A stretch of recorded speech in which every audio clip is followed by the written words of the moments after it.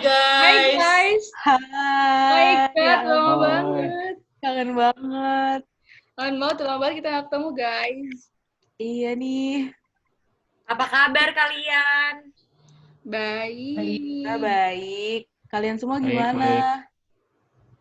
Baik dan gabut. Ih, siapa nih? Ada Ashi. Hai Aci. Hai guys, kalian lagi ngomongin apa aja nih? Telat banget sih, lo habis dari mana? Iya, sorry banget, gue tadi habis baca artikel tentang migas nih, seru banget tau. Tentang apa tuh emang? Tentang kondisi migas di Indo nih. Sebagai salah satu tulang punggung perekonomian nasional, industri minyak dan gas tengah menghadapi tantangan yang gak mudah. Indonesia tuh bukan negara kaya minyak, juga bukan negara kaya gas loh. Salah satu tantangan utamanya tuh penurunan produksi migas. Seenggaknya dalam 3 tahun terakhir, produksi migas Indonesia selalu turun dari tahun ke tahun. Selain itu, juga sekarang infrastruktur jaringan gas bumi yang belum merata, fasilitas operasi produksi yang sudah menua, dan rendahnya tingkat temuan cadangan baru. Padahal migas masih mendominasi penggunaan energi primer kita, guys. Dalam 10 tahun terakhir, emang nggak ada cadangan migas berkapasitas raksasa yang ditemuin. Tanpa adanya cadangan baru yang cukup besar, SKK Migas memprediksi produksi migas di Indonesia akan terus berada dalam tren penurunan setidaknya hingga tahun 2050. Oh gitu ya, Shi. Gue jadi inget deh soal mata kuliah EPH. Itu kan juga ngebahas hal-hal kayak gini. Oh iya, kita juga belajar kan petrol system yang dibagi jadi 3 itu loh. Gue lupa inget deh. Iya, kalian kelamaan PJJ kali ya? Iya nih, kayaknya nih kelamaan. Jadi petrol system itu apa sih sebenarnya? Jadi, petroleum system itu dibagi menjadi 3, yaitu upstream, midstream, dan juga downstream. Di mana upstream merupakan finding, lifting, dan processing migas dari bawah permukaan ke permukaan bumi dan siap untuk ditransportasikan. Juga dikenal sebagai eksplorasi dan produksi. Selanjutnya, midstream yaitu transportasi dan penyimpanan minyak mentah dan gas alam dari pabrik E&P untuk diproses lebih lanjut melalui jalur pipa, kereta api, jalan, atau kapal tanker. Selanjutnya adalah downstream, yaitu pengolahan minyak mentah dan gas alam menjadi produk akhir yang bermanfaat atau bahan baku untuk industri lain, juga dikenal sebagai refining and marketing. Selanjutnya, proses upstream akan yang dibagi menjadi 3, yaitu eksplorasi, drilling, dan juga production. Lanjut ke eksplorasi. Eksplorasi merupakan tahap pertama dari kegiatan hulu di mana dimulai dengan berbagai survei, yaitu survei seismik, gravitasi, dan magnetik. Gambar di samping merupakan 5 komponen utama eksplorasi. Yang pertama ada batuan sumber atau source rock, di mana batuan sumber merupakan rumah minyak bumi yang pertama kali. Di batuan inilah minyak bumi dimasak, dibentuk, dan dimatangkan oleh magma dan berbagai komponen yang ada di mantel bumi. Batuan sumber inilah menjadi awal perjalanan hidrokarbon ataupun minyak bumi. Yang kedua ada proses migrasi atau migration. Proses yang terjadi selama minyak berpindah dari batuan sumber menuju batuan penyimpanan disebut dengan migrasi. Proses ini menjadi penanda bahwa minyak dan gas bumi memang sudah dapat matang dan sudah tidak dapat lagi berada di batuan sumber yang bisa menjadikannya overheat atau kualitasnya dapat berkurang karena suhu tinggi atau tekanan yang sudah berlebih. Selanjutnya ada batuan penyimpanan atau reservoir, di mana reservoir adalah batuan tempat minyak bumi disimpan dan tidak dapat lagi naik menuju ke permukaan. Batuan ini didominasi oleh batuan sedimen, terutama adalah sandstone yang memiliki porositas yang baik sehingga bisa digunakan oleh minyak bumi sebagai rumahnya. Selanjutnya ada batuan tudung atau sill, di mana minyak yang terus naik ke permukaan bumi karena massa jenis yang relatif lebih rendah dibandingkan lingkungan akan terhenti pada batuan ini. Batuan ini akan menghalangi minyak bumi naik ke permukaan. Yang terakhir adalah sistem jebakan atau trap, di mana sistem jebakan ini bisa saja beririsan dengan batuan tudung yang sama-sama menghambat minyak bumi naik ke permukaan bumi. Sistem jebakan ini memiliki cara lain untuk menjebak minyak bumi agar tetap di rumah penyimpanannya, yaitu dengan jebakan struktural, yaitu terbentuk karena aktivitas patahan yang terjadi karena pergerakan tektonik maupun vulkanik dari mantel bumi. Selanjutnya adalah proses drilling, di mana gambar di sebelah merupakan rig yang pada dasarnya terdiri dari derrick atau derek, drawworks dengan drilling line, crown block, traveling block, dan drilling fluid circulation system yang termasuk standpipe, rotary hose, drilling fluid pits, dan juga pumps. Komponen-komponen ini bekerja sama untuk mencapai 3 fungsi utama dari semua rotary rigs, yaitu hoisting system, circulating system, dan juga rotating system. Yang pertama adalah hoisting system. Hoisting system merupakan untuk menyediakan fasilitas dalam mengangkat, menahan, dan menurunkan drill string, casing string, dan perlengkapan bawah permukaan lainnya dari dalam sumur atau keluar sumur. Komponen utama dari hoisting system ini ada derrick atau derek, traveling block, crown block, drill line, dan hook. Dan juga ada drawworks. Derek adalah struktur logam yang memiliki 4 kaki penyangga bertumpu pada dasar persegi. Derek ini didirikan pada substruktur yang mendukung lantai rig, dan meja putar juga menyediakan ruang kerja di lantai rig. Untuk traveling block, crown block, drill line, dan hook digunakan untuk menghubungkan derek dengan tali bor untuk diturunkan atau ditarik keluar dari dalam lubang. Selama operasi pengeboran, string bor ini biasanya terdiri dari pipa bor berat, tabung bor, kerah bor, dan mata bor. Untuk drawworks, tujuan utama drawworks adalah untuk mengangkat drill string untuk menurunkannya kembali ke dalam lubang bor. Selanjutnya ada rotary system, di mana rotary system termasuk semua peralatan yang digunakan untuk mentransmisikan putaran meja ke putar bit. Komponen utama dari rotary system ada swivel, Kelly, dan juga rotary drive, di mana swivel merupakan sebagai penahan beban drill string dan bagian statis pada drill string yang berputar. Untuk Kelly merupakan pipa pertama di bawah swivel, bentuknya dapat berupa segi 4 atau segi 6 sehingga akan memudahkan rotary table untuk memutar rangkaian di bawahnya. Dan untuk rotary drive berguna untuk meneruskan daya dari drawers ke rotary table. Selanjutnya ada circulating system, yaitu selama operasi pengeboran, untuk mengedarkan cairan pengeboran, sistem sirkulasi, pompa lumpur, dan penggerak utama digunakan. Cairan pengeboran diedarkan dari mat tank dengan mat pumps melalui drill string turun ke bit dan ke permukaan melalui anulus. Cuttings dipindahkan dari bawah ke permukaan dan dipisahkan dari cairan pengeboran menggunakan shell shaker dan pembersih lumpur.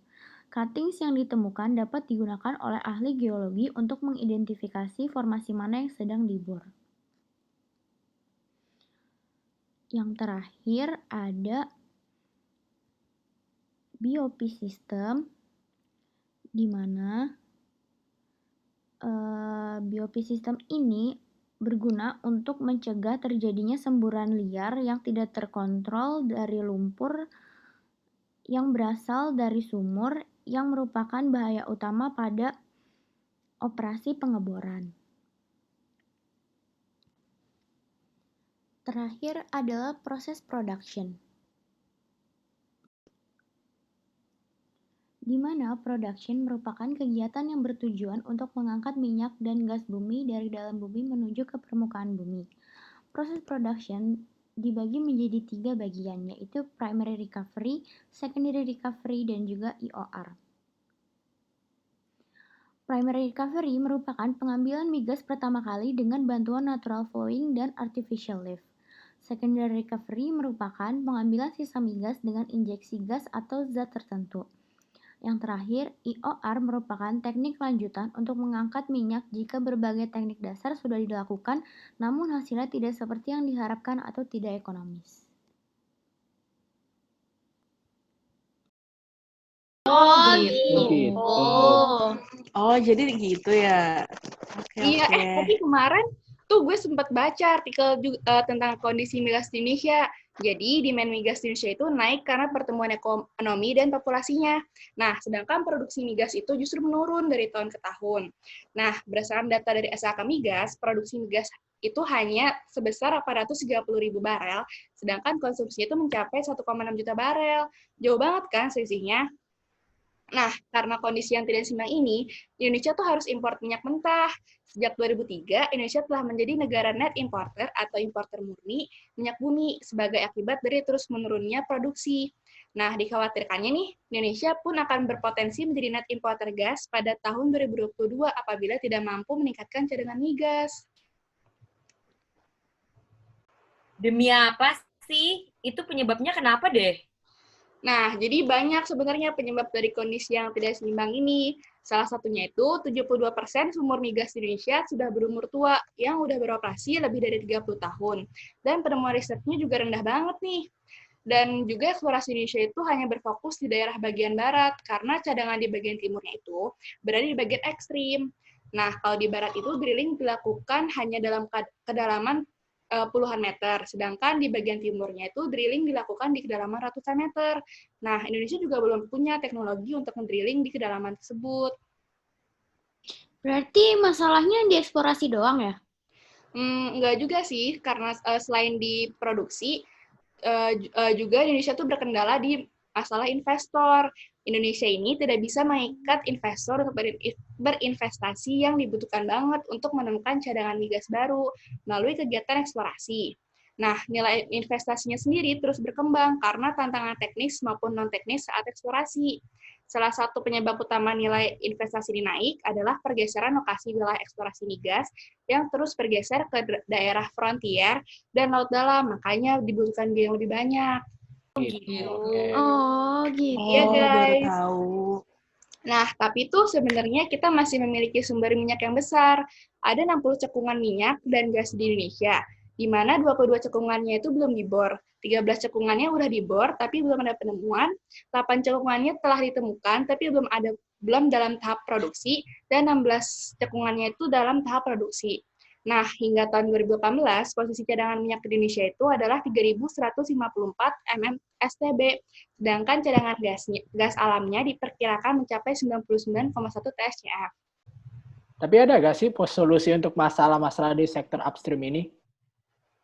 Ada banget sih. Jadi salah satu penyebabnya itu kan tidak bisa menarik investor.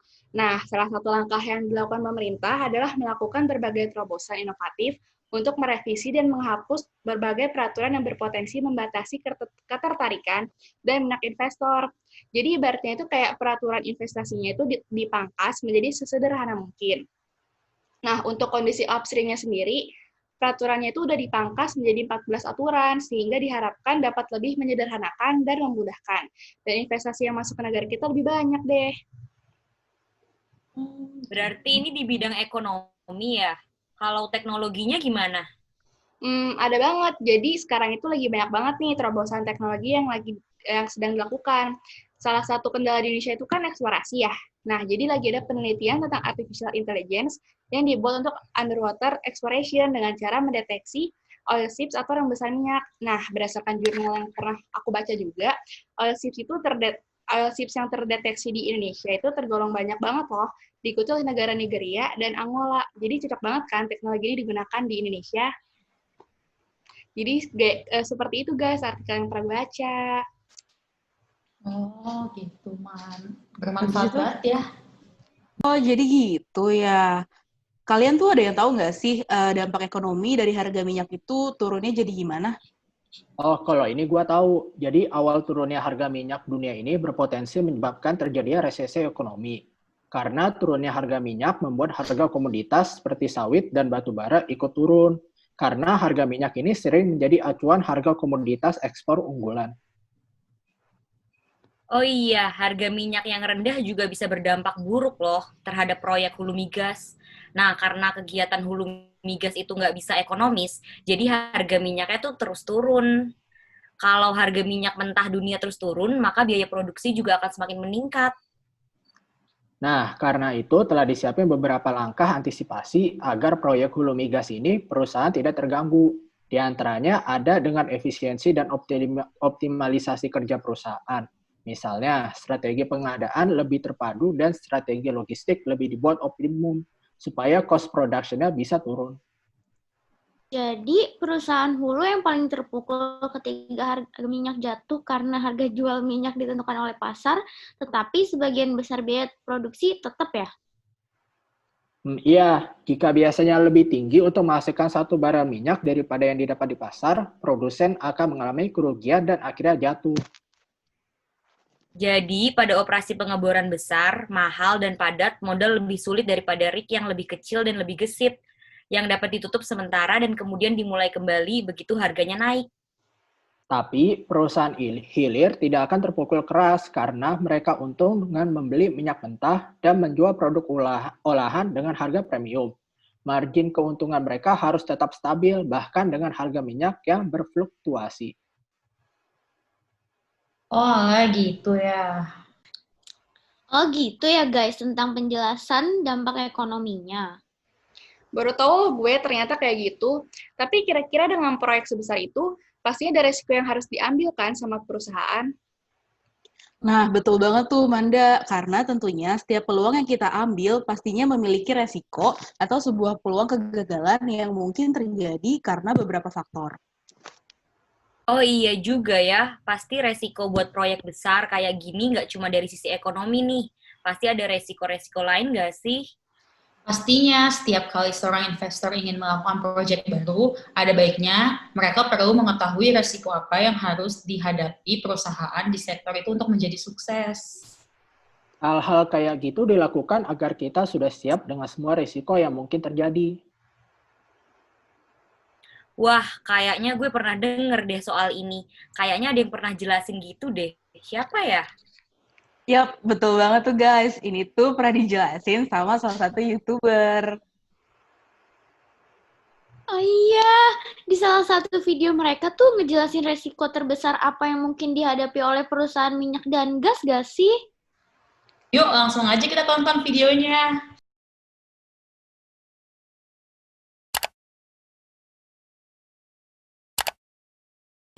Halo semuanya, hari ini kita akan membahas tentang risk analysis in the oil and gas industry. Jadi, berdasarkan pengertiannya dulu nih, resiko adalah adanya kemungkinan penyimpangan buruk dari hasil yang diharapkan atau diinginkan. Nah, di dalam proses pengambilan keputusan untuk melakukan suatu pengeboran sumur eksplorasi minyak atau gas bumi, faktor risiko adalah suatu hal yang penting dan tidak dapat kita abaikan, terlebih-lebih dengan kelesuan kondisi ekonomi yang sedang melanda dunia saat ini. Oleh karena itu, identifikasi jenis dan besarnya risiko yang mungkin terjadi nanti terhadap setiap calon alternatif investasi akan semakin diperhatikan atau dituntut oleh para pengambil keputusan. Untuk itu, yuk kita simak. Halo semua, kenalin lagi nama saya Maharani dan rekan saya Dinda Jihan. Di sini kami akan menjelaskan ke kalian tentang upstream risk analysis. Analisis yang akan kami bahas kali ini ada 6 topik, yaitu resource, contract, natural disaster, project executions, politik and geopolitics, dan yang terakhir adalah cost. Oke, mari kita bahas masing-masing risk analysisnya. Jadi, risk analysis yang pertama kali akan kita bahas adalah resource risk analysis. Risiko paling awal yang harus dihadapi investor adalah kegagalan eksplorasi, di mana risiko eksplorasi adalah risiko terhadap kegagalan menemukan cadangan migas, atau kalaupun cadangan migas ditemukan ternyata jumlahnya sedikit, sehingga tidak ekonomis. Pencarian cadangan migas tidak mudah dan membutuhkan biaya yang besar, di mana untuk mendeteksi keberadaan migas di dalam tanah membutuhkan studi dan gambar bawah tanah, studi geologis, dan studi geofisis. Namun gambaran di bawah tanah yang sangat informatif sekalipun tidak dapat membuktikan secara pasti adanya keberadaan cadangan migas. Oleh sebab itu harus dibuktikan dengan penanjakan sumur pembuktian atau sumur eksplorasi. Risiko lainnya adalah perusahaan membeli hak pengelolaan pada lapangan yang sebenarnya tidak ada cadangan migas di bawahnya. Pada awalnya, studi umum yang dilakukan pemerintah menunjukkan adanya migas di lapangan tersebut. Namun ketika dilakukan studi lebih detail, ternyata migas yang diperkirakan ada ternyata tidak terbukti. Karena itu, apabila memaksakan melakukan pengeboran, maka hasilnya adalah dry hole atau tidak terbukti adanya migas. Risiko kegagalan eksplorasi dievaluasi dengan mengukur rasio keberhasilan eksplorasi. Rasio itu berupa perbandingan antara jumlah keberhasilan kegiatan eksplorasi dan jumlah kegiatan eksplorasi per tahun. Rasio ini juga dapat diterapkan untuk mengukur kinerja eksplorasi negara, di mana rasio keberhasilan eksplorasi perusahaan mengukur seberapa baik perusahaan mengelola kegiatan eksplorasi, sementara rasio keberhasilan eksplorasi negara mengukur seberapa subur migas di negara tersebut. Rasio keberhasilan suatu negara umumnya berfluktuasi setiap tahun. Rasio tersebut bergantung pada jumlah kegiatan eksplorasi dan jumlah sumur yang berhasil membuktikan keberadaan cadangan migas. Perencanaan kegiatan eksplorasi sampai dengan rencana pengeboran sumur eksplorasi mungkin dapat dibuat, tetapi keberhasilannya tidak dapat dipastikan.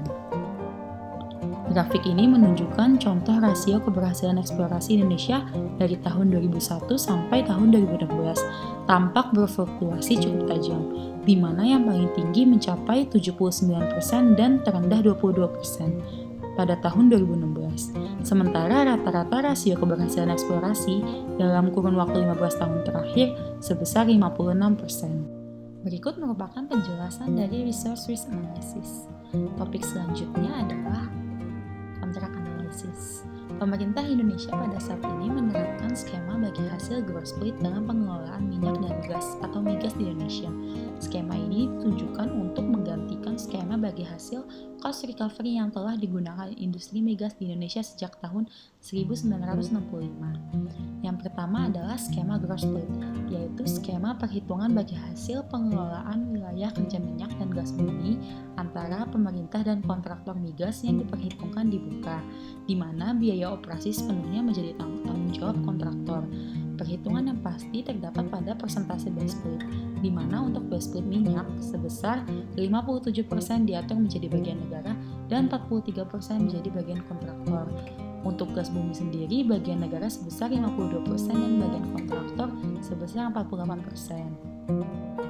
Selanjutnya adalah skema cost recovery, yang merupakan biaya yang dibayarkan pemerintah kepada kontraktor sebagai penggantian biaya produksi dan investasi selama proses eksplorasi, eksploitasi, dan pengembangan blok migas yang tengah dikerjakan di wilayah suatu negara. Pemerintah memberikan kewenangan kepada kontraktor untuk melakukan aktivitas produksi minyak. Dari produksi tersebut dapat misalkan 85% dapat diklaim pemerintah, sedangkan 15% merupakan hak dari kontraktor untuk minyak.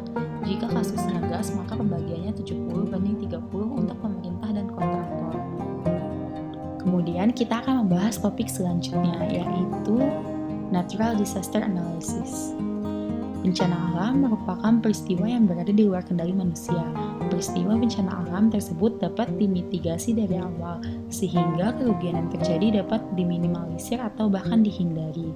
Serangkaian peristiwa alam yang disebabkan oleh kondisi geologi atau proses-proses geodinamik yang membutuhkan penanganan serius karena dapat berkembang menjadi bencana alam atau geodisaster yang dapat menimbulkan kerugian material, psikologis, sosial, dan lingkungan, bahkan sampai korban jiwa, dikenal dengan istilah geohazard. Contoh geohazard adalah, yang pertama adalah faulting, yang merupakan peristiwa patahan di permukaan tanah yang mempunyai potensi bergerak, baik yang telah lampau maupun yang akan terjadi dan menyebabkan deformasi dislokasi yang signifikan. Kemudian, ground motion, yang merupakan gelombang atau getaran yang bergerak di permukaan dan atau di dalam tanah, disebabkan oleh adanya sumber energi. Kemudian ada liquefactions, merupakan fenomena perilaku tanah yang jenuh air atau sebagian jenuh, yang secara substansial kehilangan kekuatan dan kekakuan akibat adanya tegangan. Masih banyak peristiwa geohazard lainnya, yang perlu diwaspadai. Misalnya adalah tsunami, kemudian ada mud volcano, dan juga ada tanah longsor.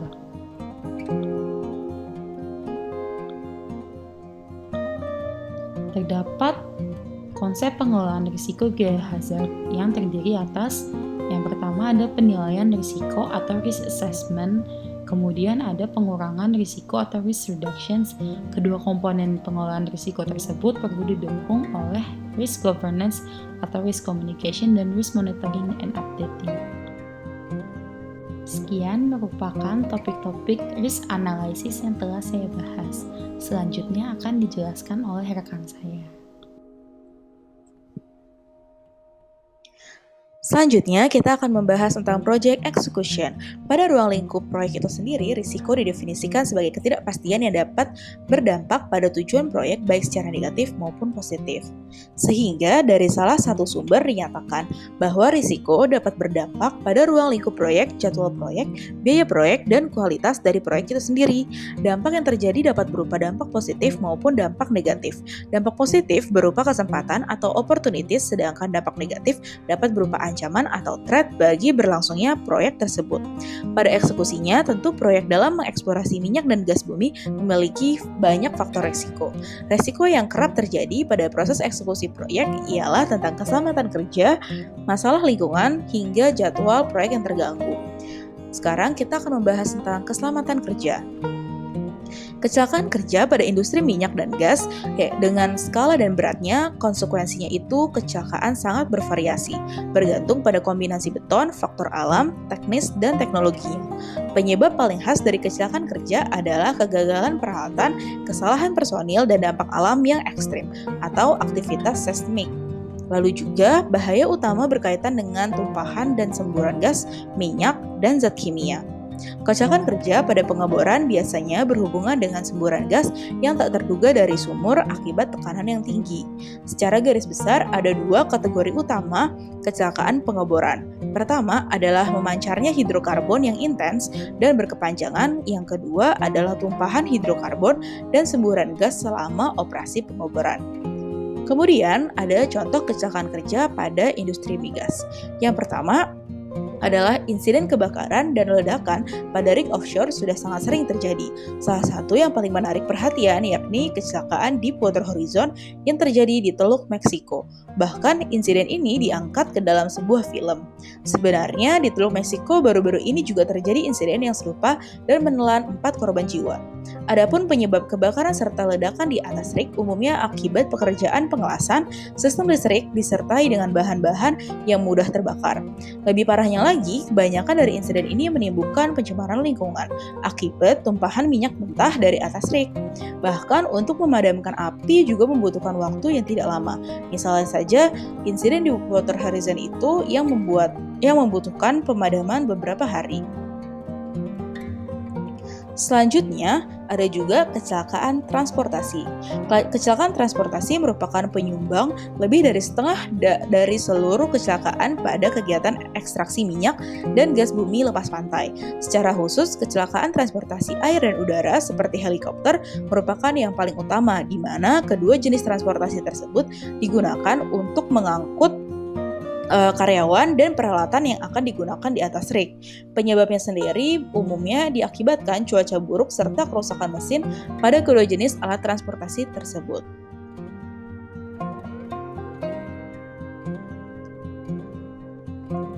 Selanjutnya, kita akan membahas tentang keselamatan lingkungan. Diketahui bahwa Indonesia adalah negara yang perairannya paling sering dilalui oleh kapal-kapal besar dari berbagai belahan dunia. Tidak kurang dari 100.000 kapal lalu lalang melintasi Selat Malaka, Sunda, Lombok, dan lain-lain. Kapal-kapal yang melintas di perairan Indonesia tersebut membawa minyak, gas bahan kimia, hasil tambang, atau kontainer barang. Apapun yang diangkutnya, di lambung kapal-kapal tersebut terdapat ribuan galon minyak bahan bakar dan pelumas. Selain kapal-kapal asing, ada ribuan kapal domestik berbagai ukuran yang berlayar dari satu pulau ke pulau lainnya. Artinya, sebagai negara dengan lalu lintas perairan tersibuk di dunia, Indonesia adalah negara yang paling terancam oleh tumpahan minyak yang berasal dari kecelakaan kapal. Ini adalah gambar dari oil spill yang terjadi di lautan Indonesia.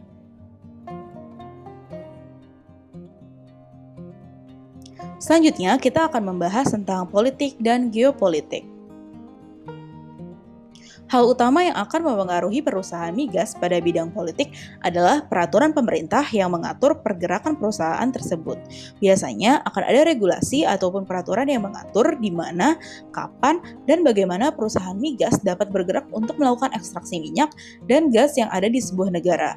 Konon, pada umumnya risiko politik ini akan lebih meningkat ketika perusahaan investor adalah perusahaan asing. Selanjutnya, kita akan membahas tentang risiko politik. Perusahaan migas akan cenderung memilih negara-negara yang memiliki sistem politik yang lebih stabil, riwayat pengabulan investasi yang lebih mudah, dan sewa yang memiliki jangka panjang.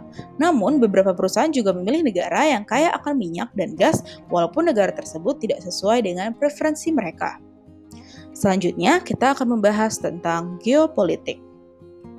Berdasarkan definisinya yang dituliskan pada layar, kita mengetahui bahwa kedua definisi di atas erat hubungannya pada sektor energi, terutama pada industri minyak dan gas bumi. Sumber daya energi sebenarnya telah membentuk kembali geopolitik peta dunia selama 60 tahun terakhir. Geopolitik dan resikonya terus berjalan di seluruh dunia, dan industri energi ini paling dipengaruhi oleh hal ini, lebih daripada industri lainnya.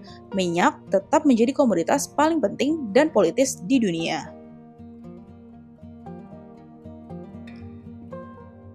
Selanjutnya, kita akan membahas soal cost atau harga. Di luar risiko geologi, harga minyak dan gas merupakan faktor utama untuk menentukan apakah sebuah investasi migas layak atau tidak secara ekonomi. Pada dasarnya, hambatan geologis yang ditemukan hingga kemudahan untuk melakukan ekstraksi menjadi faktor utama dalam menentukan risiko harga. Hal ini dikarenakan untuk melakukan ekstraksi yang tidak konvensional tentunya diperlukan juga lebih banyak biaya. Sebuah proyek pastinya akan menjadi tidak menguntungkan jika terjadi penurunan harga minyak dan gas. Inilah alasan mengapa sebuah perusahaan harus melakukan sistem forecast selama jangka waktu proyek berlangsung. Selanjutnya, kita akan membahas soal risiko penawaran dan permintaan. Risiko yang satu ini adalah risiko utama yang dapat terjadi pada perusahaan migas. Seperti yang diungkapkan sebelumnya, sebuah proyek membutuhkan banyak modal dan juga waktu untuk dapat berjalan. Harga minyak dan gas yang cenderung tidak stabil serta faktor ekonomi lain seperti krisis keuangan juga turut berpengaruh dalam penawaran serta permintaan akan minyak dan gas. Selanjutnya, kita akan membahas tentang risiko pembiayaan. Dari kesemua risiko yang telah disebutkan sebelumnya, inilah risiko yang paling besar dan dipengaruhi oleh risiko-risiko sebelumnya. Semakin berat peraturan dan biaya eksplorasi, maka akan semakin mahal pula biaya operasional yang harus ditanggung oleh perusahaan.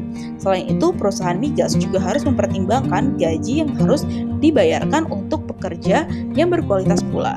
Hal inilah yang menyebabkan mengapa perusahaan migas membutuhkan modal yang cukup padat dan pemainnya semakin kiat sedikit dari waktu ke waktu.